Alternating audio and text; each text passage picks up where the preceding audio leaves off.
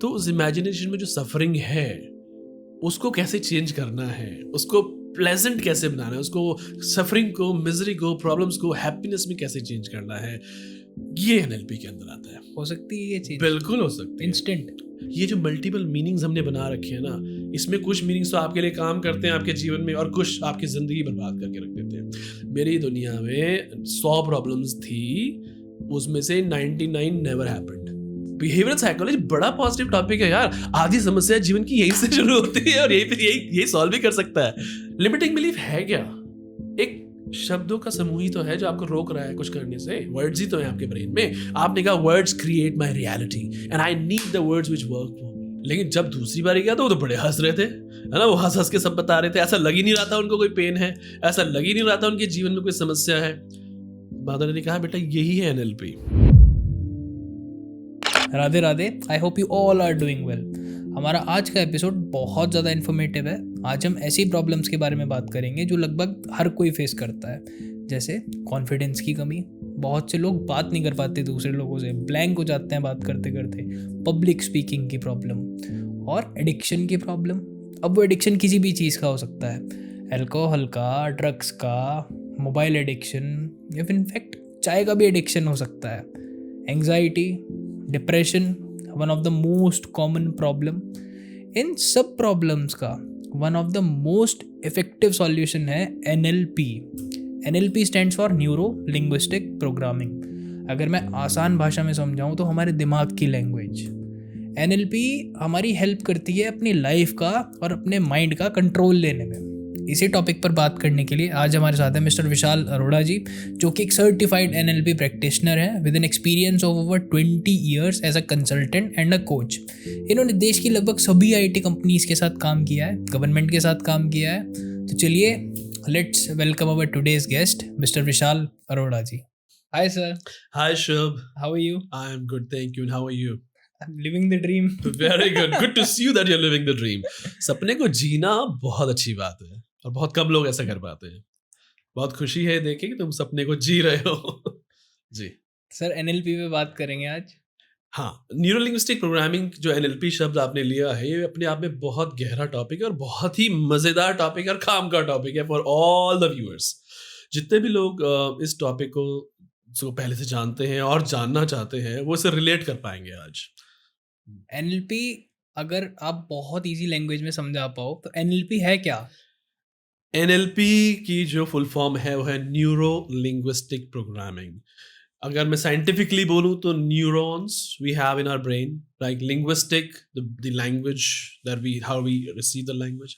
Programming का मतलब होता है किसी लैंग्वेज पैटर्न को अपने अकॉर्डिंगली उसको चेंज करना, प्रोग्रामिंग करना। जैसे कोडिंग करते हैं आप कंप्यूटर में, तो न्यूरो लिंग्विस्टिक प्रोग्रामिंग बेसिकली आपके दिमाग की भाषा है, ये ऐसे समझ सकते हैं आप। और अगर थोड़ा सा और इसको अच्छे से डिफाइन करूँ मैं, तो ये एक बिहेवियरल साइकोलॉजी का पार्ट है। It's a behavioural psychology. अगर आप देखें तो दुनिया में सब कुछ बिहेवियर ओरिएंटेड ही है, राइट। चाहे वो कोई भी प्रोफेशन हो, राइट। तो उसमें अगर कोई कोई सेल्समैन है या कोई स्टूडेंट है या कोई फोटोग्राफर है, कोई डॉक्टर है, दुनिया में तमाम तरह के प्रोफेशंस हैं और हर प्रोफेशन के लिए एक बिहेवियर की जरूरत पड़ती है टू एक्सेल। तो न्यूरो लिंग्विस्टिक प्रोग्रामिंग आपको उस पर्टिकुलर फील्ड में एक एक्सीलेंस प्रोवाइड कराने की एक शब्दावली कह लो वो देता है आपको, और आपके पैटर्न को पूरा चेंज करता है ना। उस तरह से आप न्यूरो लिंग्विस्टिक प्रोग्रामिंग को समझे। और अगर एग्जाम्पल अगर आप जानना चाहते हैं तो मैं अक्सर ये एग्जाम्पल देता हूँ। जैसे एक छोटे बच्चे की कहानी मुझे याद आती है। तो उसने ये कहा कि मुझे मम्मी से पूछा अपनी, mom mom what is NLP है ना। तो मॉम के पास, मॉम किचन में काम कर रही होती है हर नॉर्मल हाउसवाइफ की तरह। छोटा बच्चा वो पूछता है मॉम एनएलपी क्या है। मॉम कहती ये तू कहाँ से सीख के आ गया, एनएलपी क्या है। तो एक काम कर, तू अगर एनएलपी जानना चाहता है तो बाहर लॉन में ग्रैंडफादर बैठे हुए, सबके घर में अक्सर ग्रैंडफादर बुजुर्ग लोग होते हैं। तो मॉम ने कहा जाओ वहाँ जाओ और उनसे एक सवाल पूछ के आओ, और जब आप सवाल पूछ के आओगे ना तब मैं बताऊंगी एनएलपी क्या है। बच्चा एक्साइटेड हो जाता है ना, रिवॉर्ड है उसके लिए। तो कहता हाँ ठीक है बताओ क्या क्वेश्चन पूछ के आना मुझे ग्रैंड डैड से। उनसे पूछो बेटा कि आज उनका आर्थराइटिस का जो दर्द है, गठिया जिसको बोलते हैं ना, आज उनका आर्थराइटिस का पेन कैसा है, जब पूछ के आओ उनसे। ठीक है, बच्चा को कहता है इतनी सी बात अभी क्या। तो जाता है अपने ग्रैंडफादर के पास, उनसे पूछता है ग्रैंड डैड मस्त बैठे हो अपना, है ना। लॉन में with the granddad, how is your arthritis today? आपका जो पेन है आर्थराइटिस को कैसा है? जैसे ही ग्रैंड-डैड ने बताना शुरू किया आर्थराइटिस के पेन में, आप विश्वास मानो बताना कि बेटा आर्थराइटिस तो बहुत बुरी चीज़ होती है। जो बुजुर्ग लोग हैं वो इस चीज़ को समझ सकते हैं, जॉइंट का पेन है, गठिया का पेन है, कि मतलब it's not a very comfortable situation to be in, right? So granddad has started talking about गठिया का दर्द और ये आर्थराइटिस क्या होता है। तो वो कहता है कि ये बहुत बुरी चीज़ होती है, मैं ठीक से उठ भी नहीं पाता, बैठ भी नहीं पाता, मेरे जॉइंट्स में दर्द है, मेरे को दवाई लेने में दिक्कत होती है, मेरी लाइफ में प्रॉब्लम ही प्रॉब्लम है। ग्रैंड-डैड ने तो पूरी लिस्ट खोल के रख दी प्रॉब्लम्स की। जैसे ही उन्होंने वो शब्द सुना आर्थराइटिस, तो बच्चा कहता है ठीक है डैड मैं अभी आया। वो वापस जाता है मॉम के पास और मॉम से पूछता है क्या बताया। मॉम ने पूछा बेटा क्या बताया ग्रैंड डैड ने। उन्होंने कहा मॉम वो तो बहुत पेन में है, उन्हें तो बहुत दर्द होता रहता है, वो तो चल भी नहीं सकते ठीक से, वो तो दवाई भी नहीं ले सकते ठीक से, इतनी प्रॉब्लम उनकी लाइफ में तो है। वो कहते हैं अच्छा एक काम और कर, एक सवाल और पूछ के आ, फिर मैं बताऊंगी तुझे ये न्यूरो लिंग्विस्टिक प्रोग्रामिंग एनएलपी क्या है। इस बार अब तू जाएगा ना उनसे आर्थराइटिस की बात मत करना, उनसे पूछना कि ग्रैंड डैड क्या आपको कोई ऐसी घटना याद है जब मैं छोटा बच्चा था, मेरे बारे में कोई ऐसी फनी चीज याद है जो मुझे बताओ आप। जब पूछ के उनसे कहता ठीक है मॉम फिर बताओगी क्या एनएलपी क्या होता है। हाँ, बच्चा कहता हाँ ठीक है बताओ। तो he goes to his granddad, कहता granddad, he said what now, right? अब क्या पूछना है? बोलते कुछ नहीं, अब ये पूछना था कि जब मैं छोटा था आपको कोई ऐसी बात याद है क्या जो बहुत फनी थी मेरे बारे में, जो जिसमें जो बहुत हिलेरियस हो, जो मजेदार कोई ऐसी घटना बताओ ना, कोई ऐसा इंसिडेंट। ग्रैंड डैड ने कहा ऐसी तो बहुत सारी बातें हैं तेरे बारे में। भाई ग्रैंड डैड तो सबको पता है कैसे होता है, तो देखिए मजेदार चीजें है ना, वो तो पार्टनर इन क्राइम होते हैं बच्चों के साथ है ना। तो उन्होंने कहा हाँ हाँ बहुत मजेदार बातें याद है। और उन्होंने बताना शुरू किया। उन्होंने कहा जब तू छोटा था ना, एक बार हमने घर में क्रिसमस पार्टी रखी थी, हम we were looking for you all over the in the house, तू मिल ही नहीं रहा था। फिर जब जाके देखा तो एक कॉर्नर में, किचन के कॉर्नर में बैठा हुआ था और पूरा का पूरा आटे का ड्रम तेरे ऊपर था, तो पूरा सफ़ेद हो रखा था। सारे guest everybody started laughing looking at you, तू इतना शैतान था। और उसके बाद जब तुझे नर्सरी राइम सिखा रहे थे तो एक बार मैं तुझे घुमाने लेके गया, तो जोर जोर से गाने गाते हुए जा रहा था। तो नेबर्स को बड़ी इरिटेशन हो रही थी। उन्होंने पूछा इसको चुप करा दो बच्चे को। तूने कहा अगर आपको नहीं पसंद मेरा गाना आप नदी में कूद जाओ, उस नेबर को बोला तुमने। और हम सब फिर हंसने लगे। तो ऐसे बहुत सारे किस्से हैं तेरे बारे में, जब तू छोटा था तो बहुत शरारती बच्चा था। अब बच्चा वापस जाता है मदर के पास, मदर से पूछता है बता दो अब तो एनएलपी क्या है। मदर कहती है बेटा एक बात बता, जब तू ग्रैंड फादर के पास गया 2 बारी तो क्या डिफरेंस लगा? कह रहा पहली बार तो बहुत दर्द हो रहा था उनको, जो बता रहे थे, है ना, उनकी आवाज में दर्द था, उनके चेहरे पे दर्द था, उनकी बॉडी लैंग्वेज में दर्द था। लेकिन जब दूसरी बारी गया तो वो तो बड़े हंस रहे थे, है ना, वो हंस हंस के सब बता रहे थे। ऐसा लग ही नहीं रहा था उनको कोई पेन है, ऐसा लग ही नहीं रहा था उनके जीवन में कोई समस्या है। फादर ने कहा बेटा यही है एनएलपी। एनएलपी वो चेंजेस आपके न्यूरॉन सिस्टम में उस तरह के ट्रिगर्स कर देती है और आपका पूरा बिहेवियर पैटर्न चेंज हो जाता है। अगर मैं आपसे पूछूं शुभ कि क्या आपको लगता है कि जो आपकी बाहर की दुनिया है वो वैसी ही है जैसे आपकी अंदर की दुनिया है? इसको हम बोलते हैं your external world is the projection of your internal world. तो आप मानोगे ये बात ऐसा ही है? वो बिल्कुल। कहते हैं जिस रंग का चश्मा वैसी दुनिया दिखती है मुझे, है ना, वैसे ही है ना। कुछ गाने भी हैं शायद बॉलीवुड के, पता नहीं मुझे, but this is the one of the most powerful pre suppositions of NLP. इसमें ये है, मानते हैं हम लोग, कि जो हमारा एक्सटर्नल वर्ल्ड है ना वो हमारे इंटरनल वर्ल्ड की प्रोजेक्शन है। अगर आप अंदर से दुखी है तो दुनिया दुखी है ना। अगर आप अंदर से खुश है तो दुनिया अच्छी है आपके लिए। सो ये अंदर जो भी हो रहे हैं चेंजेस, ये है बिहेवियरल साइकोलॉजी। बहुत सारी चीज़ें लाइफ में आपने ऐसा माना है, सुनते हो कि हम लोग ना अपनी इमेजिनेशन में ज़्यादा सफ़र करते हैं। पीपल सफ़र more in imagination then the reality. तो उस इमेजिनेशन में जो सफरिंग है उसको कैसे चेंज करना है, उसको प्लेजेंट कैसे बनाना है, उसको सफरिंग को, मिजरी को, प्रॉब्लम्स को हैप्पीनेस में कैसे चेंज करना है, ये एनएलपी के अंदर आता है। हो सकती है ये चीज बिल्कुल हो सकती है। इंस्टेंट। थोड़ी प्रैक्टिस करनी पड़ेगी लेकिन रिजल्ट आपको इंस्टेंट देखने को मिल जाएंगे। आपकी लाइफ पहले दिन से बेटर होने लग जाती है जब आप एनएलपी प्रैक्टिशनर होते हो। मैं तो 13 साल 2013 में I was certified in NLP. तब से I been practicing it and I can proudly say my life has been better, right. आपका नजरिया बदल जाता है। अच्छा शुभ, इस पे हम बात कर ही रहे हैं तो एक मजेदार एग्जांपल से समझाता हूँ है ना, क्योंकि हमारे सारे व्यूअर को भी अच्छा लगेगा सुनने में। बिल्कुल। आपको, आपके घर में डॉग है? था। आपको अच्छा लगता था या डर लगता था उससे? बहुत अच्छा लगता था। है ना। तो अगर मैं आपसे पूछूं कि डू यू लाइक डॉग्स और यू हेट डॉग्स, तो आपका आंसर क्या होगा? I love dog. You love dogs. कोई ऐसा दोस्त आपकी फैमिली में, सराउंडिंग में कहीं भी, जो उसको कुत्ते बिल्कुल नहीं पसंद, हु डजंट लाइक डॉग्स, ऐसा कोई है? दिमाग में? होंगे लेकिन होते हैं ना, हम्म, तो दो तरह की कैटेगरी है। तो सवाल ये है मेरा, क्या ऐसा पॉसिबल है कि एक सिचुएशन के दो रिस्पॉन्सेज बिल्कुल हो सकता है ना? मल्टीपल रिस्पॉन्सेज मल्टीपल भी हो सकते हैं, है ना? तो अगर ये मैं बात कर रहा था डॉग की, तो अगर मान लो कि एक बंदा है जिसको डॉग पसंद है, I love dogs, I like dogs. अब मुझे डॉग मतलब क्या, आपके लिए डॉग क्या है? कंपेनियन कंपेनियन और friend friend, somebody to talk to, somebody to share secret loyal with, creature loyalty, है ना? Companion, faithful creature, faithful right? घर का पार्टी हो जाता है, जो जिनके घर में डॉग्स हैं उनको सबको पता है। Even I had a dog once, तो मेरे पास जर्मन शेफर्ड था तो आई नो द बॉन्डिंग, वो बॉन्ड होता है, राइट?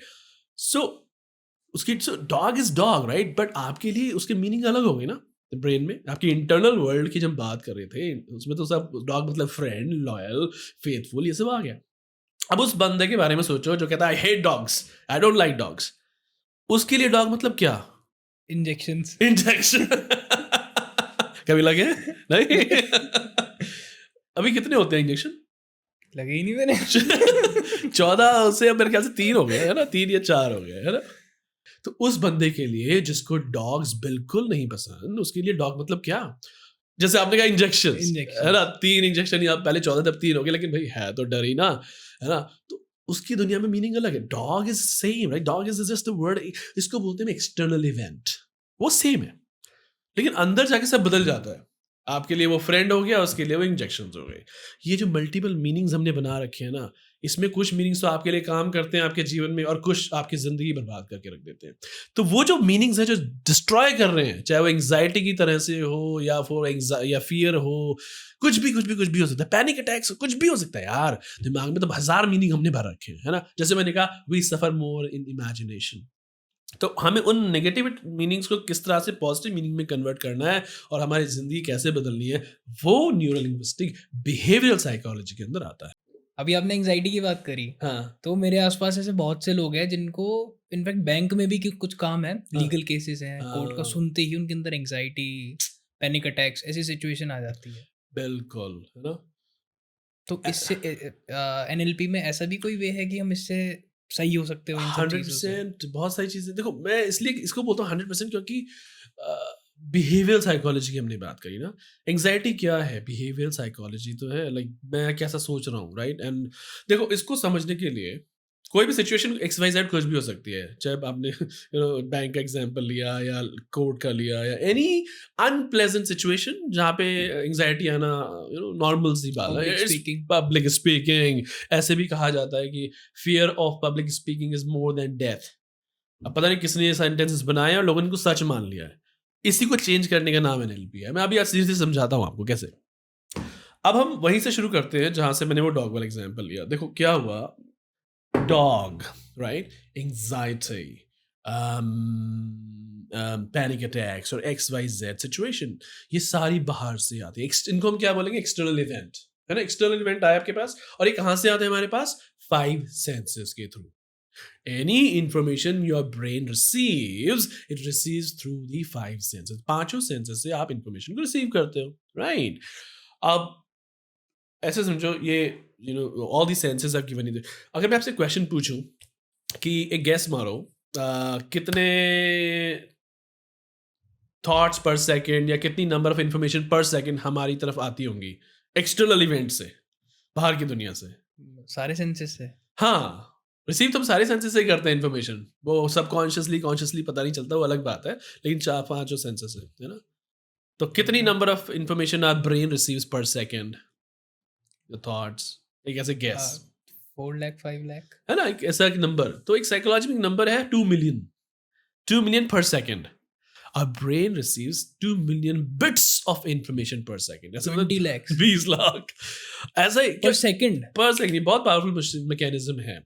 आप मान के चलो ऐसे कि हमारा जो हमारी बॉडी का मानो एक येलो बॉल है ना? जैसे मैं एग्जांपल लूँ, जैसे ये ले लेता हूँ, कप का ही ले लेता हूँ, है ना? राइट, जैसे ये है मेरा बॉडी है, यहाँ से इन्फॉर्मेशन आई। अब अगर ये पूरी की पूरी 20 लाख या 2 मिलियन आपके पास आएगी, हमारा ब्रेन हैंडल नहीं कर पाएगा, पागल हो जाएंगे, राइट? फट जाएगा, कुछ भी हो सकता है। सो थैंक गॉड एक फिल्टर दिया हुआ है। God has given us a filter. उस फिल्टर, अच्छा फिल्टर का काम क्या होता है? आप सिलेक्ट करना, है ना? आपको बचाना, चीज़ों को छानना, फिल्टर। जो चीज़ें ज़रूरी नहीं है उनको हटाना। हाँ, exactly, filter. So that filter is given to us, right? That is important. अब हुआ क्या, अब बाहर से इंफॉर्मेशन आई, है ना, ब्रेन ने रिसीव करी थ्रू 5 सेंसेस, 2 मिलियन गॉट। अब जैसे वो इंफॉर्मेशन आती है ना, उसके साथ एक चीज होती है, उसको बोलते हैं फिल्टर। जैसे मैंने फिल्टर दिखाया, फिल्टर के अंदर 3 चीजें आती हैं। पहला होता है डिलीशन, जनरलाइजेशन एंड डिस्टॉर्शन। आपका दिमाग तुरंत ये 3 चीजें करता है। जैसे कोई इंफॉर्मेशन आई, डॉग, पैनिक अटैक, एंग्जाइटी, कोई भी XYZ इंफॉर्मेशन आई, खुशी, गम, दुख, एक्साइटमेंट, कोई भी इमोशन, कोई भी information, brain will do 3 things. वो तुरंत 3 चीजें करेगा। फिल्टर वो करेगा deletion, distortion and generalization. Deletion मतलब कुछ लिया कुछ छोड़ दिया, है ना, ब्रेन ने कुछ लिया कुछ छोड़ दिया। डिस्टॉर्शन मतलब altered the meaning, meaning change कर लिया। बाहर से वो था जैसे डॉग ही था, तो ब्रेन ने कह दिया इंजेक्शन है ना, मीनिंग चेंज कर दिया, है ना। बाहर से वो था डॉग, आपने कहा it's companion, that's distortion, meaning changes, altered the meaning. तीसरा था जनरलाइजेशन। जनरलाइजेशन ब्रेन को सबसे ज़्यादा पसंद है। अगर आप देखो इस दुनिया में हम बहुत जनरलाइज करते हैं चीज़ों को, बहुत ही जनरलाइज करते हैं, एक ओपिनियन बना लेते हैं हर चीज़ के बारे में, वो उसी को जनरलाइजेशन बोलते हैं। जैसे कोई एग्जाम्पल ले लो जहाँ पे हम जनरलाइज बातें करते हैं ना, जैसे सभी बंगालीज को फिश पसंद है। एक बोले सकते हैं, है ना, जैसे सभी बंगालीज को फिश पसंद है, ऐसे बोल सकते हैं, है ना। और Punjabis love lassi for example, any generalization. ये सिर्फ एक एग्जाम्पल के लिए हम डिस्कस कर रहे हैं, और भी हर तरफ जनरलाइजेशन है भाई, एवरीवेयर जनरलाइजेशन है। जैसे जेंडर की अगर मैं बात करूँ, वो भी तो gender versus sex is a generalization. जैसे girls can not ride bullet, और डोंट, है ना, बॉयज डोंट क्राई, ये क्या है, जनरलाइजेशन ही तो है। तो ब्रेन जनरलाइजेशन करता ही करता है, और लोग वो एक्सेप्ट करते चले जाते हैं कि नहीं वो चीज थी तो ये करनी ही है। हाँ, अभी जैसे एग्जांपल नहीं लिया था हमने उसका कि fear of public speaking is more than death. इसमें सुपरस्टिशंस भी इंक्लूड होते हैं। Don't you go there. हाँ, बिल्कुल होते हैं भाई, सुपरस्टिशियस इंक्लूडेड होते हैं। सुपरस्टिशियस भी अभी वहीं पे आ रहे हैं, धीरे धीरे सारी कहानी आपको समझ में आने वाली है। तो ब्रेन ने क्या किया, 3 चीजें कर दी, डिलीट कर दिया, डिस्टॉर्ट कर दिया और जनरलाइज कर दिया। ये वो कैसे करता है, वो सीधे सीधे रेफरेंस ढूंढेगा ब्रेन, कहाँ की, पास्ट एक्सपीरियंसेस, राइट, और बिलीफ सिस्टम। जैसे सुपरस्टिशियस की बात करी, मेरे घर में, परिवार में ऐसे बिलीव किया जाता है, तो मेरा ब्रेन वही मीनिंग देगा ना मुझको, है ना। तो brain will look for references, past experiences, belief system. Meta programming होती है। मेटा प्रोग्रामिंग क्या हमारे लिए काम करता है, क्या मेटा प्रोग्रामिंग, ब्रेन इधर इधर इधर जाएगा और तुरंत उस एक्सटर्नल इवेंट का एक मीनिंग दे देगा आपको। ये पूरी प्रोसेसिंग हो रही है, उसके बाद उस एक्सटर्नल इवेंट का एक मीनिंग बन गया, और जैसे ही मीनिंग बना, अच्छा या बुरा अभी नहीं पता क्या बना, ठीक है, अब जो भी मीनिंग बना, उस मीनिंग का वो जो 2 मिलियन थी, वो 8 से 10 इंफॉर्मेशन के बीच में, वैसे बोलते हैं 8 to 6 इंफॉर्मेशन के बीच में कन्वर्ट हो जाती है पूरी प्रोसेसिंग के बाद। और जो वो मीनिंग बना, उस मीनिंग का एक बनता है, उसको बोलते हैं internal representation, IR। Internal representation मतलब उसकी, उस मीनिंग की एक इमेज। इसको हम हिंदी में कैसे समझा सकते हैं, आपकी IR को? IR को कि मेरा दिमाग, मेरी दुनिया, मैं उसकी क्या इमेज है मेरे माइंड में, उस इंफॉर्मेशन की क्या इमेज है मेरे माइंड में, है ना। जैसे मान लो कि सड़क पे आपको कुछ, कोई ऐसा कुछ दिखा, राइट, या कोई ऐसा, तो या कोई फ्रेंड हो आपका, या जिसके बारे में आपने जनरलाइजेशन बना रखा है, तो एक IR है आपके पास। हर हर चीज़ की इमेज होती है ना। और अगर इमेज नहीं है, तो ऐसे कहते हैं you can not imagine anything which you have not seen. ऐसा बोलते हैं कि आप कोई ऐसी चीज़ इमेजिन नहीं कर सकते जिसको आपने देखा ही ना हो, है ना। मतलब एक रेफरेंस चाहिए दिमाग को, और वही रेफरेंस आपका IR है, इंटरनल रिप्रेजेंटेशन है। जैसे मान लो भूत की बात करूं मैं, यार मैं तो भूत को इमेजिन कर सकता हूँ, है ना, और मैंने देखा तो है नहीं, है ना। आप कहोगे बिल्कुल आया क्वेश्चन, तुमने वो भूत नहीं देखा होगा, लेकिन भूत जैसी इमेजेस आपने मूवीज में कहीं देखी होगी, कि पोस्टर में देखी होगी, किसी ने कहीं ना कहीं वो पिक्चर तो देखी होगी ना, तो ब्रेन उसी को जाके रेफरेंस देगा। उसमें भी बहुत सी बातें शुरू से हो रही है कि अगर आप परफ्यूम लगा के बाहर चले जाओगे, अरे बाप रे, देखो भाई, भूत आ जाएगा। या I believe that we haven't वो तो किसी ने एक्सपीरियंस किया हो ना किया, वो उस मैटर का उस पॉइंट, वो वाला पॉइंट है कि somebody is experienced it or not। लेकिन मैं आपको जो NLP की जो हम मेथड्स बात करेंगे ना, वो आपको बताएंगे कि आपको वो चीज़ें चूज करनी है अपनी लाइफ में जो आपके लिए काम करेंगी, है ना। सेंट लगा के भूत चिपट जाएगा, ये वाली इन्फॉर्मेशन आपके लिए अच्छा काम नहीं करने वाली। तो उसको कैसे करूंगा मैं यहाँ पे इन माई ब्रेन, है ना। In fact I would like to believe like I would smell better, right, and that's the part of personality. ये तो पर्सनैलिटी का पार्ट है ना। If you wear a scent, it's a part of etiquette, it's a part of personality, right. ठीक है, खैर अभी हम तो बात कर रहे थे कि प्रोसेसिंग हुई, डिलीशन, जनरलाइजेशन, डिस्टॉर्शन हुआ, ब्रेन ने रेफरेंस ढूंढा, उसने एक मीनिंग दे दिया और उस मीनिंग की एक इमेज है, right. Every meaning has an image. जैसे मान लो अगर जैसे कॉफ़ी है ना, और मैं आपसे बोलता हूँ कि शुभ, मैं नहीं चाहता कि आप कॉफ़ी के बारे में सोचो, मैं बिल्कुल नहीं चाहता कि आप गरम कॉफ़ी के बारे में सोचो, मैं बिल्कुल नहीं चाहता वो कॉफ़ी ब्राउन कलर की आप ऐसा सोचो, और ये तो मैं बिल्कुल नहीं चाहता कि वो कॉफ़ी टेबल पे रखी है, ऐसा बिल्कुल मत सोचना। तो आप देखो ब्रेन वो सब सोच रहा है जो मैं मना कर रहा हूँ आपको। हो रहा है ना। तो ब्रेन क्या करता है, वो वर्ड्स लेगा और उसकी इमेज दे देगा आपको, वो बाकी चीजें नहीं ढूंढना। अगर मैं, है ना, तो अगर मैं उस शुभ हाथी के बारे में सोचना, हाथी आएगा तुम्हें। आया ना हाथ में, भूत के बारे में सोचना, भूत आया लग रहा है। तो brain does not understand positives and negatives. ये पूरा कॉन्सेप्ट हमारा इमेज पे काम करता है ना। जब बच्चा छोटा होता है तो उसके he doesn't have that language, तो बाद में आई यार। देखा ना लोग बिना लैंग्वेज के पहले कैसे ड्राइंग करते थे गुफाओं में या जो भी करते होंगे। तो मुझे लगता है लैंग्वेज काफी बाद में आई है। और ऐसा पॉसिबल है कि जो लोग इन चीज़ों से डरते हैं, एंग्जाइटी होती है पब्लिक स्पीकिंग की, उनका कुछ ऐसा पास्ट एक्सपीरियंस हो? हाँ हाँ हाँ, वहीं पे आने वाला हूँ मैं। चलो बिल्कुल इस क्वेश्चन को आप बिल्कुल पकड़ के रखना, क्योंकि इस पे बहुत अच्छा डिस्कशन करने वाले हैं हम लोग। आज आपने बात उठाई है बिहेवियर साइकोलॉजी की, बहुत बहुत आपको बधाई भी देना चाहता हूँ कि आपके माध्यम से ये बात लोगों तक पहुंच रही है। क्योंकि साइकोलॉजी, बिहेवियरल साइकोलॉजी बड़ा पॉजिटिव टॉपिक है यार। आधी समस्या जीवन की यहीं से शुरू होती है और यही सॉल्व भी कर सकता है ना। अब हम बात कर रहे थे कि उसने एक मीनिंग दे दिया, आईआर दे दिया, और आईआर जैसे जो मीनिंग आया, जो इमेज आई, उसका एक बनता है स्टेट। स्टेट मतलब इमोशन। अगर वो जो मीनिंग है, राइट, उसका एक इमोशन बना, और जो इमोशन होगा ना उसकी एक बॉडी लैंग्वेज बनेगी। हर इमोशन की क्या बनेगी? Body language. Every emotion will have a body language. और जैसी ही बॉडी लैंग्वेज होगी वैसी ही उसकी क्या बनेगी? उसका बिहेवियर। रिवॉर्डिंग बिहेवियर जो होता है वो रिपीट होता है। कोई बच्चा जमीन पे लेटा, उसको पेरेंट ने कपड़े दिलवा दिए, खिलौने दिलवा दिए, बिहेवियर तो बेकार है ना वो, लेकिन उसको रिवॉर्ड तो मिल गया ना, फिर वो दोबारा करेगा, फिर वो तीसरी बार वो करता जाएगा जब तक रिवॉर्ड मिलता जाएगा। वहाँ पे आते हैं, वो भी एक इम्पोर्टेंट मुद्दा है कि रिवॉर्ड। उसमें ये चीज़ ड्रग्स के ऊपर भी काम कर सकती है कि अल्कोहल से किसी को रिवॉर्ड मिल रहा हो पीने के बाद, ऑफ कोर्स डोपामिन मिल रहा है उसको। डोपामिन हिट हो रहा है उसको, हाँ मिल रहा है ना अल्कोहल से। तो उनसे भी बाहर आ सकते हैं हम लोग। बिल्कुल आ सकते हैं। बिहेवियर चेंज करने का नाम ही एनएलपी है, राइट। अभी फिर वहीं पे लेके आता हूँ आपको। मीनिंग मिल गया, इमोशन प्रोसेसिंग के बाद मीनिंग आया, मीनिंग के बाद इमेज आए, उसका एक स्टेट बना। स्टेट मतलब emotional state, happy, sad, anxiety, depression, जो भी, वो एक स्टेट बन गया। और जैसा ही वो इमोशन होगा वैसी बॉडी लैंग्वेज होगी ना भाई। अगर आपका मीनिंग हैप्पीनेस है तो आपकी इमोशंस हैप्पी वाले हैं, तो आपकी बॉडी लैंग्वेज हैप्पी हो जाएगी, आप एक्साइटेड दिखोगे, है ना।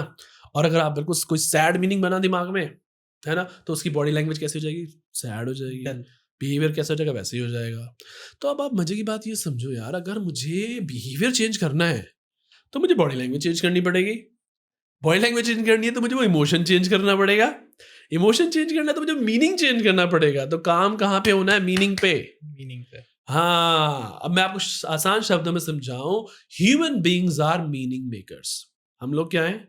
Meaning makers. हमारे पास हर चीज के मीनिंग होते हैं, वो हमने अपने आप बना रखे होते हैं, है ना। किसी ने कहा था शुभ कि I have 100 problems in my life. किसी ने कहा I have 100 problems in my life.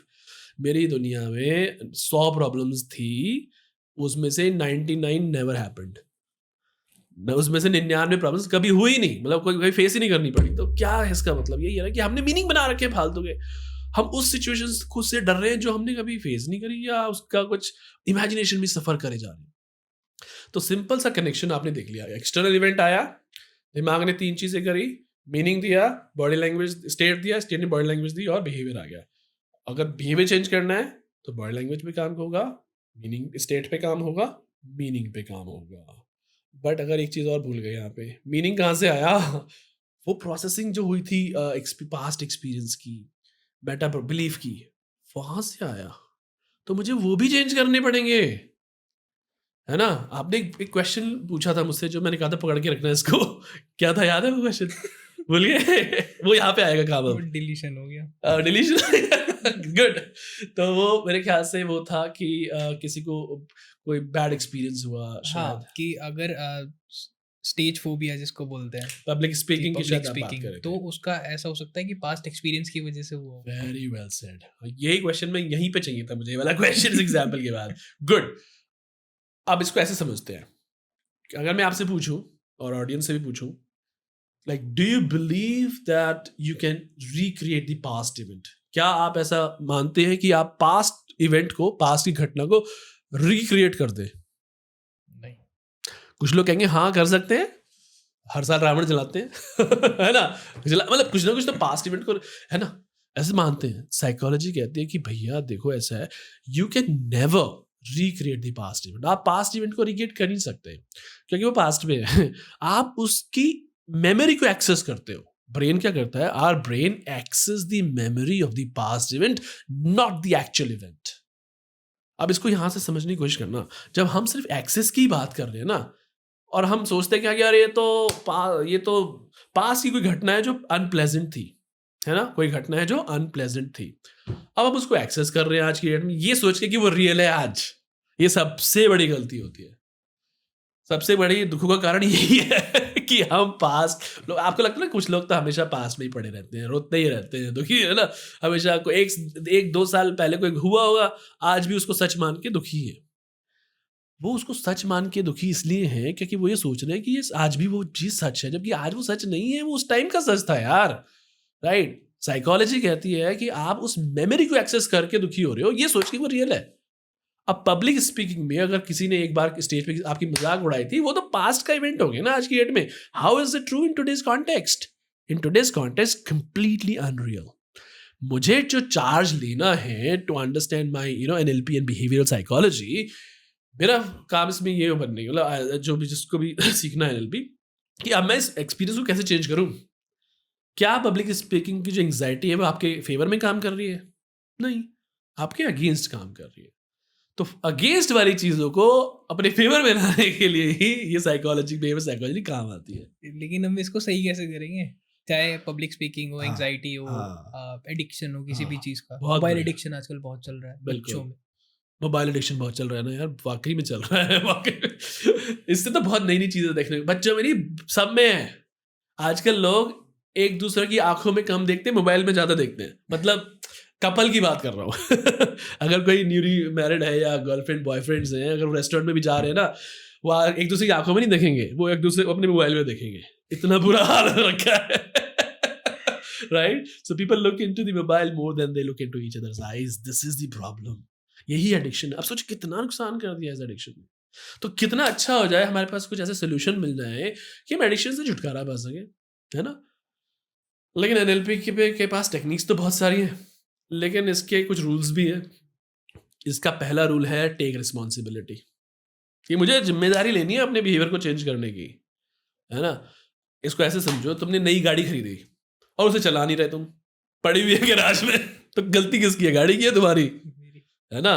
तुमने टोस्टर खरीदा, you buy a toaster, you don't use it, तो गलती किसकी है? टोस्टर की है तुम्हारी। खुद की है ना भाई। साइकोलॉजी कहती है मुझे चार्ज लेना है। पहला principle of psychology is neuro linguistic programming is take responsibility. ये बहुत जरूरी है। आपने कहा कैसे? तो पहला अगर मैंने सोच लिया कि हाँ मुझे एक्सपीरियंस को चेंज करिए, एडिक्शन छोड़ना है। अब इतना आसान नहीं जितना कह दिया, है ना? तभी तो एडिक्शन है ना, तभी तो एडिक्शन है। अच्छा साइकोलॉजी में, अच्छा एक बात बताओ यार, ये बताओ कि जो हैबिट होती है वो एकदम से छोड़ी जाती है धीरे धीरे? धीरे धीरे। गलत। गलत जवाब। एकदम छूट जाती है। अगर छोड़ना है तो एकदम से छोड़ना पड़ता है, नहीं तो आप छोड़ नहीं सकते। और फॉर्म कैसे होती है? फॉर्म तो धीरे धीरे होती है, फॉर्म धीरे, लेकिन छोड़ने का जो साइकोलॉजी का होता है ना, साइकोलॉजी में ये होता है कि अगर आपको एडिक्शन छोड़ना है, कोई ऐसा कुछ भी, कोई आदत है छोड़नी है ना, लोग कहते हैं मुझे क्विट करना है, ये करना है ना, तो ह्यूमन जो बिहेवियरल साइकोलॉजी कहते हैं you have to stop it immediately. ऐसा बोला जाता है, ठीक है ना। इमीडिएटली छोड़ सकते हो, तो एक झटके में छोड़नी है तो छोड़नी है, तो नहीं छोड़ पाओगे। अब इसको थोड़ा सा थोड़ा बिहेवियर साइकोलॉजी पे लेके आता हूँ, एक एनएलपी ट्रिक के बारे में बात कर लेते हैं, है ना। वैसे तो बहुत सारी हमारे पास होती है एनएलपी प्रैक्टिशनर जितने भी हैं, दे नो इट ऑल। तो उसमें अच्छा, आपने एक चीज़ नोटिस की ना, आपने जो शुरू में मॉडल समझा ना कि मीनिंग बनेगा, वो इमेज बनेगी, तो जो एक था IR, internal representation, because it's about images, brain response to images, है ना। तो अगर मेरा ब्रेन इस इमेज को रिस्पॉन्स कर रहा है, तो भाई मुझे वो इमेज चेंज करनी पड़ेगी।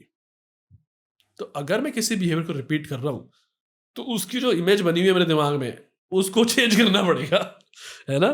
तो इस इसको आप ये सोचो कि कोई ऐसी एक आदत बताओ जो आपको छोड़नी है।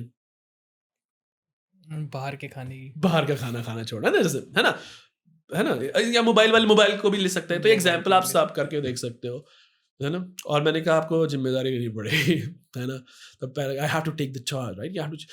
अच्छा, हम जिम्मेदारी क्यों लें, है ना, क्यों चेंज करूँ मैं आदत। सिंपल सा, अगर आपके मन में कभी ये सवाल आए कि मुझे ये बिहेवियर क्यों चेंज करना है, तो उसका जवाब ये है, क्या वो आपके लिए काम कर रहा है या आपके अगेंस्ट काम कर रहा है। आप, is it working for me और अगेंस्ट मी। तो anything which is working against you needs to be changed, yes और नो, यस। है ना। तो यहाँ से तो ये जवाब मिल गया कि हाँ, ये मेरे अगेंस्ट काम कर रही है, I have to change it. चाहे वो एंग्जाइटी हो, फियर ऑफ पब्लिक स्पीकिंग हो, पढ़ाई का कुछ भी प्रेशर हो, स्ट्रेस हो, जो भी तमाम तरह की समस्याएं हैं ना, जो बिहेवियर साइकोलॉजी से जुड़ी हुई हैं। तो if I have to change it, अगर मैंने ये मान लिया कि यार ये तो मेरे अगेंस्ट काम कर रही है, तो मुझे चेंज करनी पड़ेगी, है ना। तो यहाँ तक तो पहुँच गए, चेंज करनी है, मान लिया। अब आती है टेक्निक्स। अब उसके लिए कुछ काम तो करोगे ही, है ना। जैसे आप बॉडी बनानी है तो आप जिम जाते हो, है ना, कुछ काम कर रहे हो, right, you do it, so that is responsibility, right. तो पहला वो। अब इसमें हम ले सकते हैं स्विश पैटर्न, एक होता है, उसकी हेल्प ले सकते हैं इसमें। Swish swish pattern, swish, right, मतलब कोई पॉप से एकदम से आना, उसको स्विश बोलते हैं ना, स्विश पैटर्न क्रिएट करना क्विकली। स्विश का मतलब क्विक होता है, क्विक। इस पैटर्न की भी हेल्प ले सकते हैं हम, रीफ्रेमिंग की भी हेल्प ले सकते हैं। तो दो चीज़ मैं आपसे डिस्कस करूंगा इसमें, कि रीफ्रेमिंग को थोड़ा बाद में डिस्कस करेंगे, पहले स्विश की बात कर लेते हैं। तो पहला स्टेप ये होता है शुभ, कि हमें आइडेंटिफाई करना होता है वो बिहेवियर जो नहीं चाहिए। तो पहले वो आइडेंटिफाई कर लो कौन सा नहीं चाहिए। तो आपने कहा बाहर का खाना खाना छोड़ना है मुझे, है ना, I don't want to eat outside. तो बिहेवियर आइडेंटिफाई कर लिया, ठीक है। अब उस स्टेट में, अब उस बिहेवियर की एक पिक्चर होगी आपके दिमाग में, इमेज होगी, कोई तो इमेज होगी, बाहर के होती है। आजकल तो एल्बम है पूरी। एक इमेज नहीं है, पूरी की पूरी एल्बम है ना। इतने सारे ऐड हम देखते हैं, है ना, इतने सारे रेस्टोरेंट के नाम हैं, तो 50 इमेजेस बन गई ना। तुम्हें याद होगा जो हमने 2 मिलियन नंबर बोला था ना शुरू में, अब तो बहुत बढ़ गया है, क्योंकि अब तो इमेजेस इतनी, अब तो रील्स हैं, मतलब कंज्यूम जो हम इंफॉर्मेशन करते हैं ना, उसकी चैनल्स बहुत सारे हैं, marketing, branding, images, so it's all that, right, it's creating multiple images in our brain, right. Example अगर मैं यहाँ पे बीच में रोक के लूँ कि यार, animal on the plate is still an animal. अगर कोई जानवर प्लेट में है तो अभी भी तो जानवर ही है वो, उसको उसको खा रहे लोग। चलो खैर, तो दैट्स द इमेज, राइट। अब हम उसकी बात कर रहे थे ना कि स्विश पैटर्न का हम एग्जांपल ले रहे थे। तो पहला, आइडेंटिफाई द अनवांटेड बिहेवियर, कर लिया, उसकी इमेज मिल गई दिमाग में, बहुत अच्छे से मिल गई, बहुत अच्छे से मिल गई, बहुत अच्छा शब्द यूज किया आपने, अच्छे से मिल गई। अब देखो, जब हम विजुअलाइजेशन, इसमें ना बहुत सारी टेक्निक्स आती हैं, और to be very honest with all of you, एक एपिसोड का काम है नहीं है, इसमें तो बहुत डिटेल में डिस्कशन करेंगे। अभी अवेयरनेस आप मान के चलो, है ना, to in all the viewers. अब वो इमेज मिल गई आपको, राइट। अब उस इमेज को, वो डल है या क्लियर है, इस इमेज सोचना है आपने, है ना, बहुत क्लियर, बहुत क्लियर है। दूर है या पास है, अगर दूर है तो पास ले आओ, है ना। तो ये करना है हमें, this is what brain has to do. सब करते हैं साथ में, हाँ। मतलब जो भी व्यूअर्स हैं जिनको अनवांटेड, जिनका बिहेवियर हो। अच्छा, ठीक है, अपना अपना अनवांटेड बिहेवियर को डिजायर करो, you know, find out. And okay, step 1, identify the unwanted behaviour. कर लिया, डन। अच्छा, look at the, do you have the picture of that unwanted behaviour. उस अनवांटेड बिहेवियर की पिक्चर है दिमाग में? बिल्कुल। दूर है या पास? पास। अगर दूर है तो पास लाना है, ठीक है। ब्राइट है या डल? बहुत ब्राइट है। हाँ, अगर डल है ना किसी की, तो उसे ब्राइट कर लो, एकदम दिखनी चाहिए, है ना, ब्राइट कर ली। ओके, और बताओ, और उसकी कोई लोकेशन भी है क्या ब्रेन में, राइट, मिडल, कहीं पे है क्या, इधर उधर, क्योंकि सारा, क्योंकि दिस ऑल अबाउट ब्रेन, है ना? तो इज इट इन लेफ्ट में वो इमेज कहाँ दिख रही है? इधर दिख रही है, इधर दिख रही है, किधर? Where is it exactly, right? पूरे ब्रेन में वही पूरे इमेज brain में, ठीक है, ठीक है, थोड़ा और सोचोगे तो मिल जाएगा आपको, वो कॉर्ड को कोना भी मिल जाएगा, अगर क्या है ना, क्योंकि ये डीप स्टडीज होती है. It's there. लोकेट कर सकते हैं हम इमेज को. Locate कर सकते हो. You can कैसे? actually locate it. Your brain. So once you start imagining, it will show you exactly. And then people focus. उसको focus कराते हैं कि अच्छा ये वहाँ पे है मेरे corner पे. This is where it is. कि मतलब क्या? कि, हमें इमेजिन कर रहे हैं वो, या सही में वो पता लग जाएगी कि यहाँ पे लोकेटेड है. In the beginning, it's an imagination process, Okay. right? And when your brain will start believing on that pattern कि अच्छा वो वहीं पे है. ऐसा होता है. ठीक ठीक.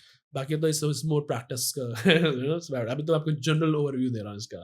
तो मेरे अपर राइट कॉर्नर अगर राइट कॉर्नर है ना, वहीं रखो उसको. देखो, अगर आपको अच्छा क्यों चाहिए हमें लोकेशन? भाई अगर हमें किसी चीज को बदलना है, किसी चीज की इमेज, जैसे मान लो टीवी हटाना है मुझे, तो मेरे को पता टीवी कहाँ रखा, पहले ये पता करना पड़ेगा ना मुझे, है ना? तभी तो मैं दूसरी जगह दूसरा लगाऊंगा लाके, या इसको जो चाहिए. तो इसलिए location is important, right? That's why we need to find the location. अब आइडेंटिफाई कर लिया, लिया. राइट? अब नाउ अब मुझे थोड़ा सा और थोड़ा डिटेलिंग में जाएंगे, है ना? उस इमेज का जो आपने देखा था, you have image, you have, अभी इमेज भी है और उसकी लोकेशन भी है ना? क्या उस इमेज में कोई आवाज है? It has its sound, smell है. स्मेल है. ध्यान से देखो, उसकी आवाज भी सुनाई देगी तुम्हें. वो पापड़, वो मोमोज, सबकी आवाज सुनाई देगी तुमको, है ना? दिस इज व्हाट, वही वी हैव. देखो एनएलपी में 3 चीजें बड़ी पावरफुल है: see, feel, hear. You have to see it, you have to feel it, you have to hear it. तो you try. अगर मैं आपसे पूछूं कि यार can you hear the sound of that, you know, that food? उसको fry होते हुए. Good, very good. फ्राई होते हुए, है ना? वो फ्राई की आवाज है, तो that is what is attracting you, right? कि मुझे वही खाना है ना? तो इसकी साउंड भी हो गया, इमेज भी हो गई, और उसका स्मेल भी हो गई. स्मेल भी हो गई, टच, हाँ, ऑफ कोर्स, हार्ड है, सॉफ्ट टच भी कर सकते हैं ना? तो you have, तो हमारे सेंसरी एक्सपीरियंसेस भी हो गए, ये समझ लीजिए, है ना? अब मैं आपको कहता हूँ, लेट्स, अब स्टेप नंबर 3, अब आइडेंटिफाई द डिजायर्ड बिहेवियर. अब मुझे वो बिहेवियर का ढूंढना है जो मुझे चाहिए. अभी तो वो वाली ब्राइट है बहुत. हाँ, होने दो उसको, कोई नहीं, ठीक है? तब आप उस दूसरे पॉइंट पे आए, right? May be you can snap, right? Snap करते आपको चेंज करना है. जब मैंने कहा स्नैप, अच्छा, एक क्वेश्चन, जैसे कोई भी अल्कोहल या ड्रग छोड़ना चाह रहा है, तो उसको वो वाला बिहेवियर इमेजिन करना होगा, उसको पहले टच, तो वो सी, देखना पड़ेगा ना. हाँ, ही सी, बिल्कुल. और उसको कैसे चेंज कराना है, हाँ, उसको तो वो भी देखना पड़ेगा कि उस वाली इमेज में वो ह्यूमिलेट हो रहा है, पीपल आर, हाँ, इमेजिन करना पड़ेगा ग्लास में आइस की आवाज आ रही है, करेक्ट, क्यूब्स की. यस यस, या बिल्कुल. Bubbles, right? वो देखना पड़ेगा. अब दूसरी इमेज चाहिए हमें. अब दूसरा प्रोसेस है, इसमें अब मुझे वो चाहिए, आइडेंटिफाई द डिजायर्ड बिहेवियर, जो हमें चाहिए. हाँ, अब उस पे आते हैं. ठीक है. Same process. ठीक. तो वो ढूंढ लिया, उसकी कोई इमेज है दिमाग में जो चाहिए, घर का खाना, किचन, टेबल, फैमिली. मेरे दिमाग में इस टाइम फ्रेश फ्रूट्स और vegetables. Very good, fresh fruits and vegetable, है ना? उस इमेज की लोकेशन, द ब्रेन, छोटी सी, कोई बात नहीं, उसको वही करो, उसको make it bigger, brighter, and उसको nearer, bigger, brighter and nearer कर लिया. पास में आ गई, बड़ी हो गई, बिल्कुल क्लियर है. अब मुझे फ्रूट्स ही फ्रूट्स दिख रहे हैं, है ना? वो इमेज है ना एक सेट, कौन से फ्रूट्स हैं वो उसकी इमेज है. साउंड है उसका, फ्रूट का साउंड होता है, देखो, पीलिंग साउंड, स्मेल है ना? टच, टेक्सचर भी है ना? So it has that. So उस जो ये जो इमेज अभी आपने बनाई है, राइट, उसकी एक लोकेशन ढूंढनी है आपने. बट दैट क्रिएट, क्योंकि ये अब आप क्रिएट कर रहे हो, वो तो ऑलरेडी थी, ओके, ये आप क्रिएट कर रहे हो, है ना? ये नई इमेज जो आपने बनाई है, आपने क्रिएट की, इसमें आप और भी एडिशन कर सकते हो, और फ्रूट डाल सकते हो, है ना? या तो देखो जो नया जो डिजायर्ड बिहेवियर है ना, या तो ये ऑलरेडी है आपके ब्रेन में उसकी इमेज, या आपको क्रिएट करनी है. इसके साथ और भी कुछ एसोसिएट कर सकते हैं. बिल्कुल. अभी आपने अपने आप को खाते हुए भी देखना है फ्रूट. हाँ, सो इसको बोलते हैं, are you there in the image और you are not there in the image. If not there, you have to associate yourself with the image. आपको उस इमेज को अपने आप से अटैच करना है. अब खाते हैं, imagine you are eating that food, right? And और उसको पावरफुल बनाने के लिए, you're sitting with your family members, you know, you're enjoying it, it's fresh. They are also eating that.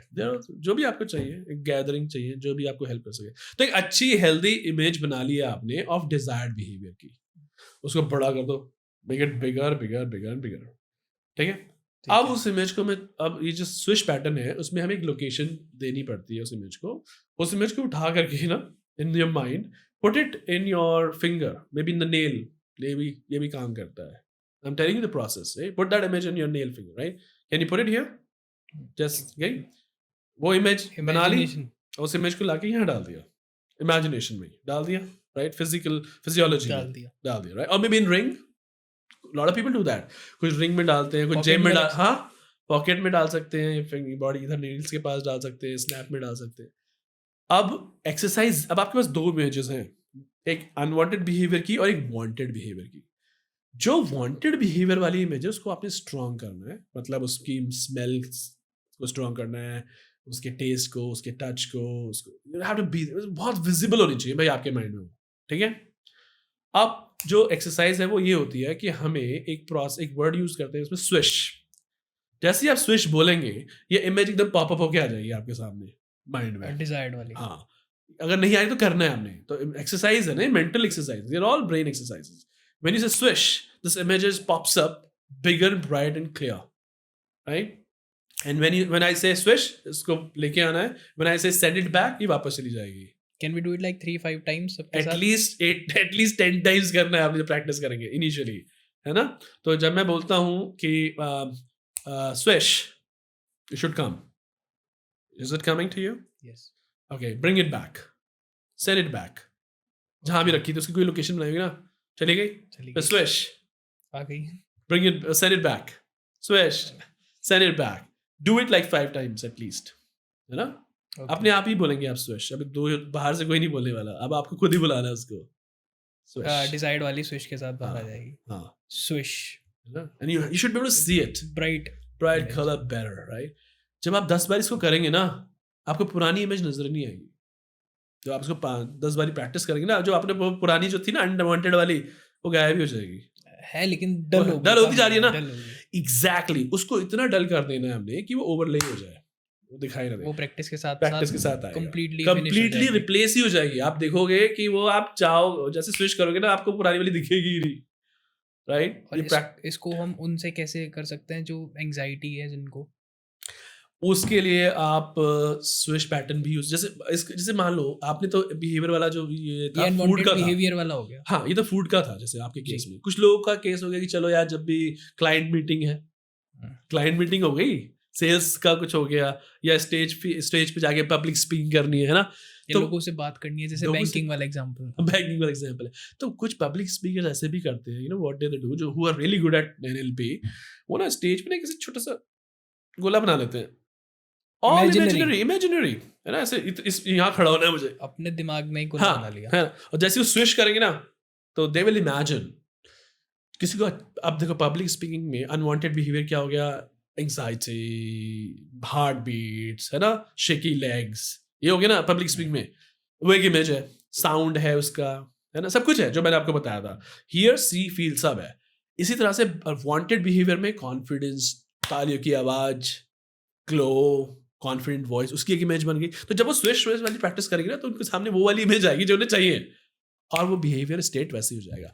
Simple सा फंडा समझो ना, meaning, image, state, physiology, behaviour.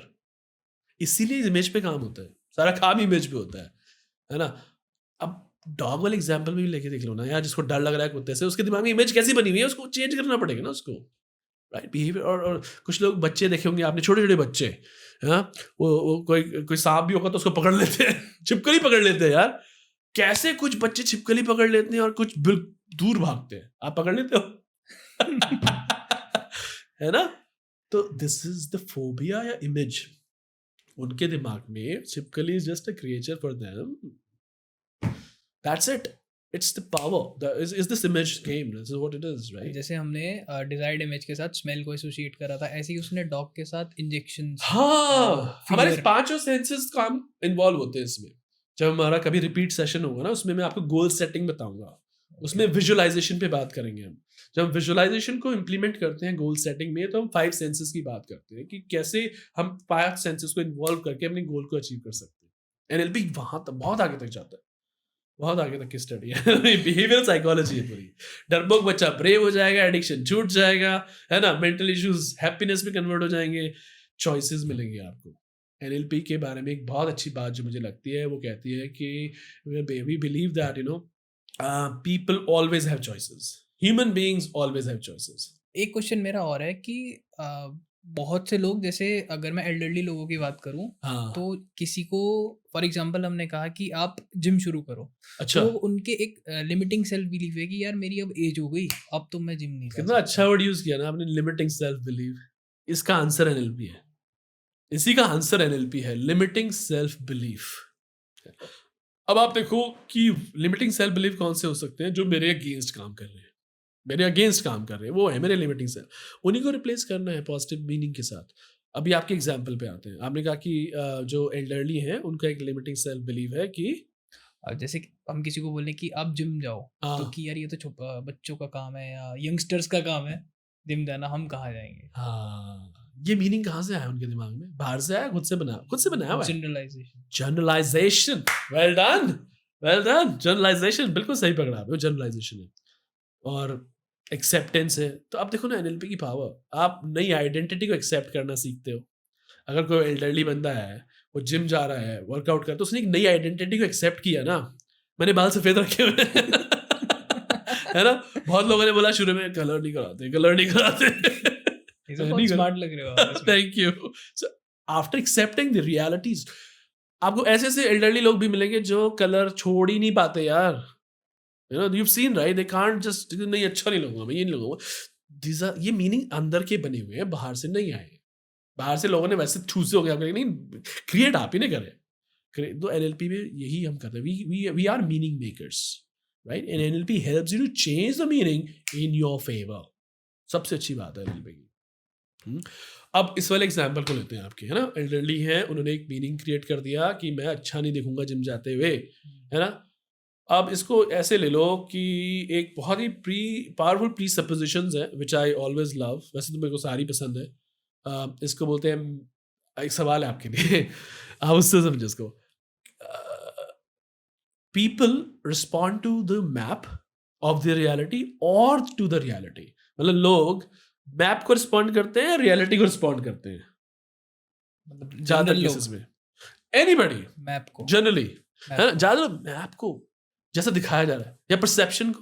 Map मतलब परसेप्शन कह लो, मैप का मतलब नक्शा हो गया, है ना। तो सबका जो मैप है ना अलग है जब मैं इस मैप वर्ड का यूज कर रहा हूँ ना, this is our brain has an map also.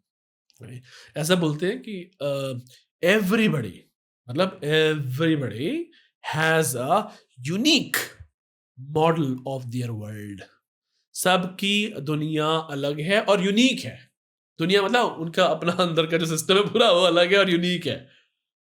मेरी रिस्पॉन्सिबिलिटी होती है हमारी कि I have to respect everybody's model of the world. ये सीखना जरूरी है। मैं सही, तू सही, तू गलत, गलत, ये ऐसा नहीं होता है। Everybody has a unique model of the world और वो उसी के हिसाब से बिहेव करते हैं, राइट। अब वो बिहेवियर अच्छा है, बुरा है, या उन्हें चेंज करना है, वो सब एनएलपी का पार्ट है, राइट। तो people respond to the map of the reality but not to the reality. जैसे मान लो किसी ऐसी जगह आपने जाना हो जहाँ आपका जाने का बड़ा मन है, आपने उसकी फोटो देखी है ना, फोटो देखी है आपने, यार ये जगह बड़ी अच्छी लग रही है। कभी ऐसा हुआ वहाँ गए तो आपने कहा फोटो में तो बहुत अच्छी थी, नक्शे में तो बहुत अच्छी थी, लेकिन ऐसे तो बिल्कुल भी नहीं है। ये बहुत बार हुआ है। बहुत बार हुआ है ना। तो मैप अलग हो गया, रियलिटी अलग हो गई, लेकिन हम रिस्पॉन्ड ज्यादा किसको करते हैं? मैप को। इसको मैं ऐसे समझाता हूँ कि किसी ने अरेंज मैरिज अगर कभी करी हो है ना, तब उनको कहते हैं जब अरेंज मैरिज करी थी तो फोटो देखा था, वो कहते हैं हाँ, photo is the map. Photo से when you met the person, it was the reality so this was a mismatch. So reality is different, map is different. लेकिन लोग मैप को ज्यादा रिस्पॉन्ड करते हैं और एनएलपी आपको सिखाता है कि आप रियलिटी को रिस्पॉन्ड करो। छिपकली का डर इज अ मैप मतलब हमें ये देखना रियलिटी इज अ क्रिएचर, आपके लिए क्या जरूरी है। हाँ, और रियलिटी क्या है ना। रियलिटी क्या है। रूमर्स कैसे फैलती है यार, अगर अफवाहें जो होती हैं वो कैसे फैलती है? क्योंकि लोग मैप को रिस्पॉन्ड करते हैं, जैसा दिखाया जा रहा है उसको रिस्पॉन्ड करते हैं, और रूमर्स बन गई। रियलिटी से बहुत दूर है वो ऐसा तो होता ही है ना। जैसे आप उसको भी देखते होंगे ना, जैसे एक बारी हरिद्वार सिटी में एक बारी ना जब बारिश हो रही थी तो ऐसा दिखाया गया था, ऐसे 4-5 कारें बह गई थी कहीं। कौन रील सी पे जगह देखा था मैंने, वो देखा था ना आपने, वीडियो भी बने थे उसके। वीडियो बनी थी। तो ऐसा लगता है बाहर से फोन भी आ रहे होंगे आपको, और बाढ़ आ गई हरिद्वार हरिद्वार में में। बाढ़ आ गई, ऐसा कुछ था नहीं। लेकिन ऐसा कुछ था ही नहीं। आपने बहुत लोगों से बात करी होगी और शायद आपने भी नोटिस किया होगा, लोग पता नहीं क्यों they tend to stick to negativity. वो नेगेटिविटी को दूर ही नहीं करना नहीं चाहते खुद से ही, हाँ बिल्कुल सच है। ऑप्शन होने के बाद भी। एक कहावत याद आती है, एक सीन याद आता है। एक ना डॉग था, तो किसी ने कहा कि and he was crying, वो रो रहा था, why are you crying, है ना।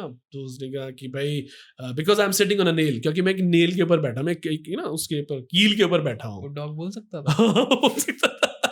है ना, पुरानी स्टोरी है ना। डॉग बोल, उसने कहा कि मैं तो जी नेल के ऊपर बैठा हूँ इसलिए रो रहा हूँ। तो उसने कहा why don't you get up, उसने कहा नहीं आई स्टार्टेड एंजॉयिंग इट। वो उसने कहा इसी में ही ठीक है, ठीक लग रहा है मुझे। नील के ऊपर बैठना, कंफर्ट जोन से बाहर नहीं आते ना यार। कंफर्ट जोन से लोग बाहर, चाहे वो भले ही उनके लिए दुखदाई हो, नेल के ऊपर बैठ के क्राई करना उनको आसान लग रहा है, then getting up and fighting और doing something, that is what it is.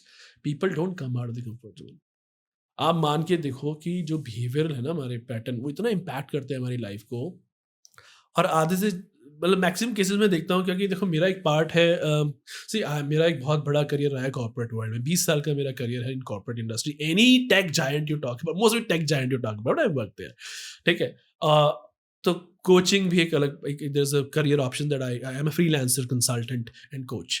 तो उसमें हम एक स्कूल में मैं गया, बड़ा मजेदार किस्सा सुनाता हूँ आपको। और ये आपके उससे वो जो था ना, आपने जो एक सुपरस्टिशियस का जो दिया था एग्जाम, बड़ा कनेक्ट होगा उससे। मैं गया और गवर्नमेंट स्कूल था, शुभ है पहाड़ पे, अभी स्कूल का नाम नहीं लूंगा। तो तो उसमें गवर्नमेंट स्कूल में था गया मैं, है ना, मेरी ट्रेनिंग, मुझे ट्रेनिंग देने जाना था, तो मैं टीचर्स ट्रेनिंग करता हूँ। तो वहाँ पे टीचर्स ने, उनको बड़ा इंटरेस्टिंग लगा सेशन, और उन्होंने मुझसे कहा कि सर एक बात बताओ कि हमारे स्कूल में ना बच्चे स्कूल नहीं आते, और कई बार ना they behave as they have been possessed by a soul. ऐसा वो गेट पे करना शुरू कर देते हैं कि उनके अंदर कोई आत्मा आ गई। हाँ ऐसा उन्होंने बताया मुझे, टीचर्स ने ऐसा उन्होंने बताया, राइट। और उसमें क्या होता है कि वो ना स्कूल के अंदर नहीं आते, और वो फिर दे आर सपोर्टेड कि फिर ठीक उनको घर ले जाते हैं। तो ऐसा वो बच्चा बार बार, जैसे सब जगह वो ठीक रहता है बच्चा, जैसे स्कूल के गेट पे पैर रखा पोजेस्ड हो गया, ठीक है। फिर मैंने टीचर से कहा कि ऐसा क्यों, वो कहते सर रियलिटी तो हमें ही पता है कहीं ना कहीं वो बच्चा आना नहीं चाहता स्कूल, शायद लिख रहा है। तो कहने का मतलब ये है, देखो हम उस बिलीफ सिस्टम पे नहीं जा रहे हैं, हम उस बिहेवियर, हम सिर्फ बिहेवियर की बात कर रहे हैं। हमारा टॉपिक है behaviour psychology, right. We are not criticising anybody, we are not praising anybody, हम सिर्फ बिहेवियर साइकोलॉजी की बात कर रहे हैं। तो कहने का मतलब है वो जो बिहेवियर था ना, वो रिवॉर्ड हो रहा था। वही जैसे अभी हमने पहले रिवॉर्ड वाली बात हाँ, करी थी। तो जैसे रिवॉर्ड बंद हो जाएगा, वो मेरे ख्याल से बिहेवियर कंट्रोल हो जाएगा। ऐसा कई बार होता ही है। तो उस बच्चे का बिहेवियर रिवॉर्ड होता था, उसको छुट्टी मिल जाती थी, टीचर होमवर्क नहीं देते थे, घर में सब लोग उसको उसको अच्छे से रखते थे, जो भी था रिवॉर्ड होगा। तो बैड बिहेवियर अगर रिवॉर्ड होगा तो रिपीट होगा, गुड बिहेवियर भी अगर रिवॉर्ड होगा तो रिपीट होगा। तो ये सब एनएलपी का ही पार्ट है। Let's not go deep into that, but NLP बड़ी काम की चीज है। It can change lot of things for good in your life. अगर आप ये मानते हो ना कि शब्द आपकी रियलिटी क्रिएट करते हैं, वर्ड्स शेप योर रियलिटी, ऐसा मानते हो? बिल्कुल। है ना। तो वही है बस। तो हमें, तो इसका सिंपल सा फंडा है। तो अगर इतनी सी बात है तो हमें कौन से शब्द होने चाहिए हमारे पास, जो हमारे लिए काम हमारे लिए काम करें, हमारे अगेंस्ट काम ना करें।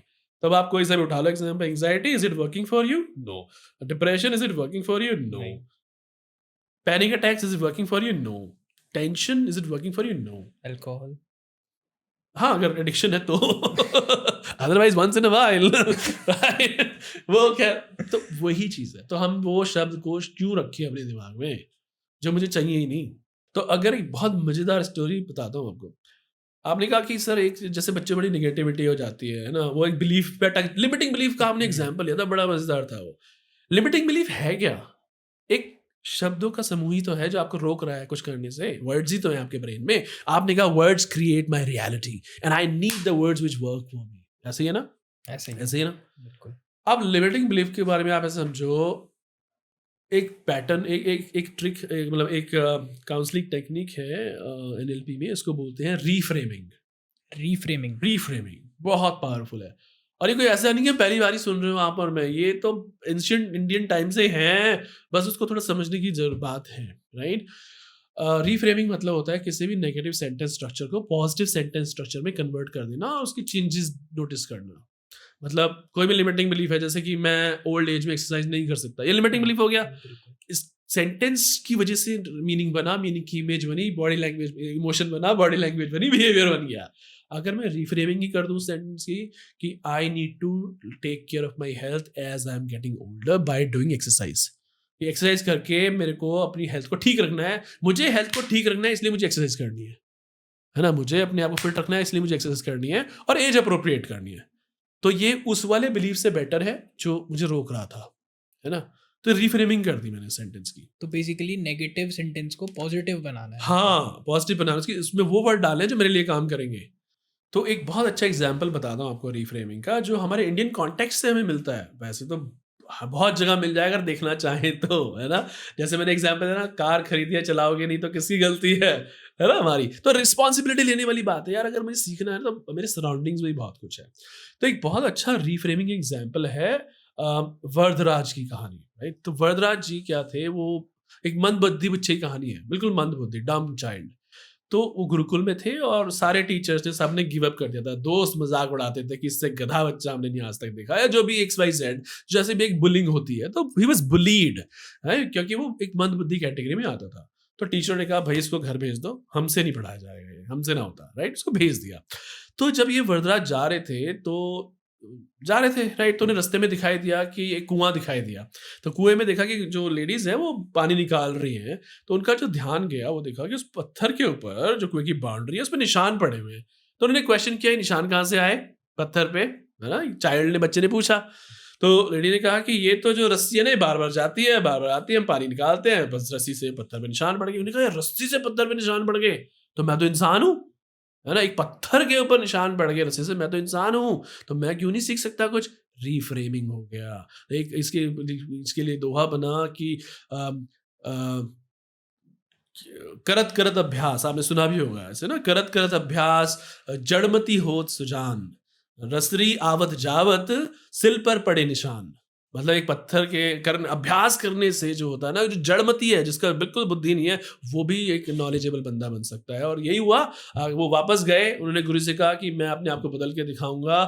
मेरे को उन्होंने ये बताया उनको, राइट, करत करत अभ्यास। और फिर उसके बाद जो कमाल हुआ है ना रिफ्रेमिंग का, आज भी आप गूगल करके देखोगे, वरदराज ने इतनी रचनाएं करी हैं संस्कृति, बहुत बड़े व्यक्तित्व के माने जाते हैं और जाना माना नाम है, आप देख सकते हो live example. There are lot of examples like this. तो एनीबडी जो जो जो ऐसी सिचुएशन से बाहर आया है, जो बिल्कुल अनकन्वेंशनल थी या बहुत अनकंफर्टेबल रही हैं, बहुत सारे गरीब लोग एकदम से, वो देखा होगा ना आपने, कौन सी मूवी थी, 12th फेल, 12वीं फेल, कौन सी? 12वीं फेल मूवी नहीं आई थी बहुत हाँ हाँ हाँ, रिफ्रेमिंग, ग्रुप ऑफ फ्रेंड्स। वो रिफ्रेमिंग ही तो है सारी, वो रिफ्रेमिंग है।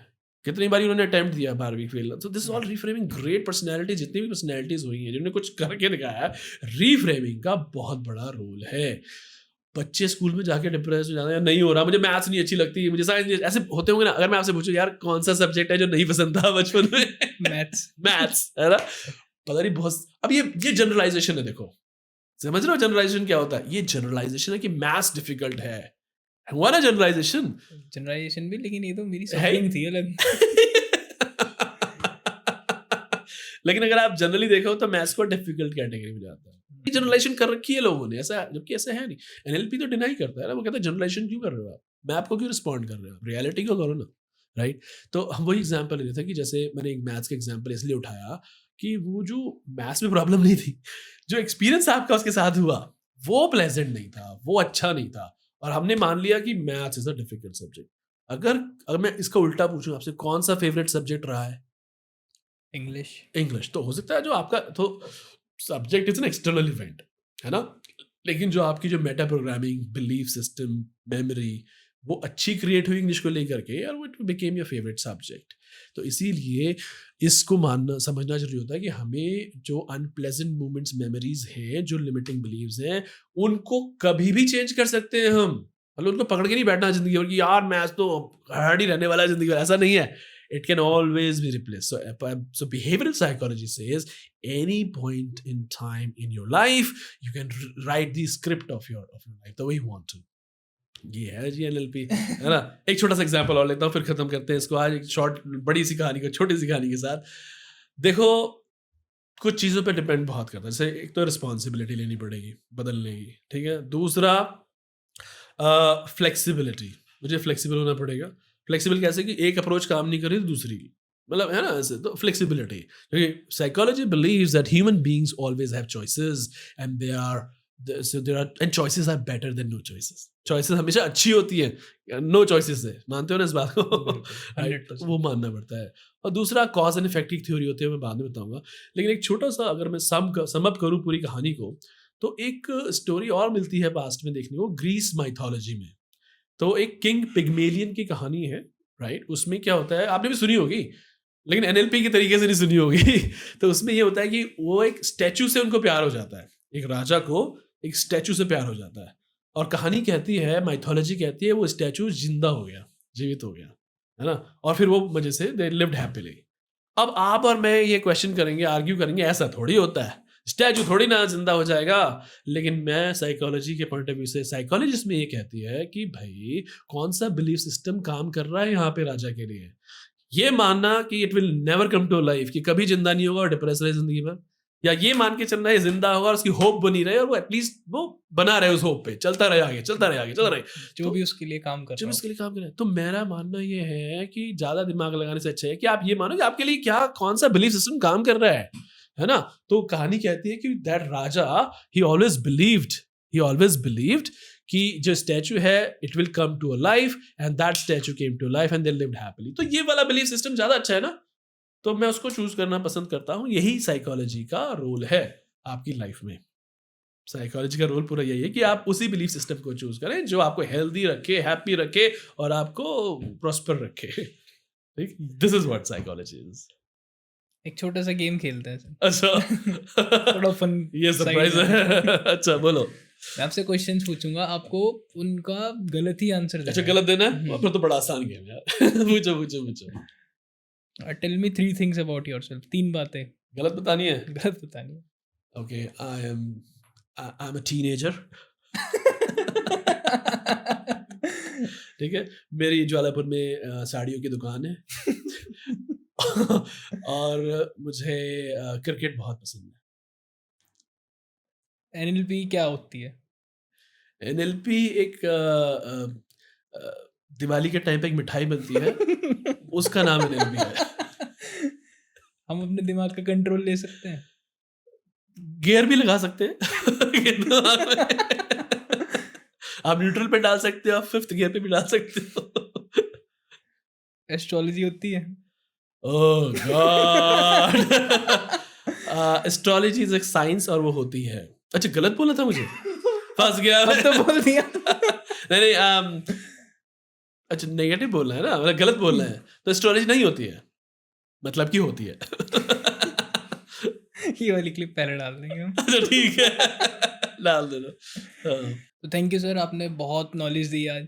बहुत मज़ा आया आपसे बात करके, और मुझे ऐसा लगता है ये टॉपिक ऐसा है जिसके बारे में डिस्कस करना बहुत ज़रूरी था। बहुत जरूरी है। एडिक्शन चीजें में आपने बात करी आज, बहुत अच्छी अच्छी बातें करी आपने, बहुत अच्छे अच्छे पॉइंट्स उठाए, और सभी इवन साइकोलॉजी में काफी सॉल्यूशंस अवेलेबल हैं। और ये सब एक वीडियो में कवर हो भी नहीं सकता। नहीं हो सकता एक वीडियो में कवर। अभी हमने बस टच करा है NLP टच में। करा है हमने, टच भी ठीक से नहीं करा है, जस्ट टच करा है हमने, कुछ इन टॉपिक्स को छेड़ा है हमने आज। इनकी और भी एडवांस टेक्निक्स या कुछ बहुत पैटर्न्स ऐसा हाँ कुछ जी, होता है, जैसे बिल्कुल। आपने स्विच पैटर्न और रीफ्रेमिंग बताया। रीफ्रेमिंग है, ऐसी और भी बहुत सारी टेक्निक है। एंकरिंग बहुत पावरफुल टेक्निक है, एंकरिंग, उसके तो अमेजिंग रिजल्ट्स मैं आपको बताऊंगा जब हम कभी दोबारा कभी आपने मौका दिया और तो जरूर बात करेंगे इस पे, है ना? तो एंकरिंग क्योंकि ये बेनिफिशियल है यार, मतलब मैं देखता हूँ मोबाइल एडिक्शन तो ऐसी चीज है ना, इसको तो छुड़वाना ही बेटर है ना? जी, बहुत सही तो चीज। अगर कोई आपसे सेशंस, आप सेशंस देते हैं हाँ, मैं NLP के अवेयरनेस के सेशन देता हूँ। ऑनलाइन और ऑफलाइन? बोथ दोनों हैं हमारे पास, ऑनलाइन ऑफलाइन, है ना? हमारी ऑफलाइन क्लासेस चलती हैं, राणा इंस्टीट्यूट ऑफ इंग्लिश है रानीपुर मोड़ पे, तो वहाँ पे हमारी ऑफलाइन क्लासेस चलती हैं। सिर्फ NLP की नहीं बल्कि हमारे कुछ और भी कोर्सेज हैं, जैसे कि language related, English language related courses है, क्योंकि मैं खुद एक सेल्टा सर्टिफाइड ट्रेनर हूँ, है ना? Okay. So we have courses, वो है हमारा IELTS है, PT है, स्टडी अब्रॉड कोर्सेज है हमारे पास बहुत सारे, वी डू दैट, सब करते हैं। और अगर कोई आपसे सेशंस लेना चाहता हो? तो वो आप कैसे? पहला तो रूल है कि आपका पॉडकास्ट देख के आए। उसके लिए डिस्काउंट है कुछ? अच्छा ठीक, बिल्कुल हाँ, जो शुभीफाई देख के आएगा उसके लिए डिस्काउंट है ना? वो कितना है वो बाद में रिवील करेंगे, but there is a reasonable discount of course, why not? क्योंकि आप इतनी अच्छी इन्फॉर्मेशन स्प्रेड कर रहे हो, नॉलेज दे रहे हो, तो बहुत अच्छा प्लेटफॉर्म है, and I wish you all the best for your future. Thank you so much sir, thank you sir. Sir कोई फाइनल मैसेज आप व्यूअर्स को देना चाहते हो? बिल्कुल शुभ, मैं ज़रूर देना चाहूँगा। पूरा जो हमने आउटकम निकाला वो यही है कि देखो, आपके जो शब्द है ना वो आपकी रियलिटी को क्रिएट करते हैं, वो आपकी एक दुनिया को क्रिएट करते हैं, है ना? तो आप वर्ड्स को बहुत केयरफुली चूज़ करो, क्योंकि your words shape your reality, right? इसका एक बहुत बड़ा रोल है। और आपके whatever you want in your life, you can actually start creating the meaning that you want, the image that you want, the state that you want, है ना? ये सब आप क्रिएट कर सकते हो। तो choose your words which works for you, ये मेरा मैसेज है आपके लिए। उसके अलावा भी अगर आपके मन में कोई क्वेश्चन या कोई डाउट या और आपको कुछ जानकारी चाहिए, तो आप feel free to reach out to us. और शुभीफाई चैनल को आप जरूर सब्सक्राइब करें, क्योंकि इनके चैनल्स को मैंने भी सब्सक्राइब किया है, और मैं देख रहा हूँ बहुत अच्छे अच्छे इंटरेस्टिंग टॉपिक्स लेके आते हैं, तो it's a very interesting talk. तो सब इसको सब्सक्राइब करें और इन्जॉय करें। Thank you so much for coming sir. Pleasure is mine, thank you so much for having me here. हम इसके दूसरे एपिसोड भी बहुत जल्दी बनाएंगे। बिल्कुल बनाएंगे, इसकी तो बहुत सारी सीरीज बन सकती है, बाकी जैसा आप और बिल्कुल हमारे बनाएंगे। व्यूअर्स चाहेंगे तो विल मेक हाँ। Multiple series. ठीक है, थैंक यू। प्लेजर।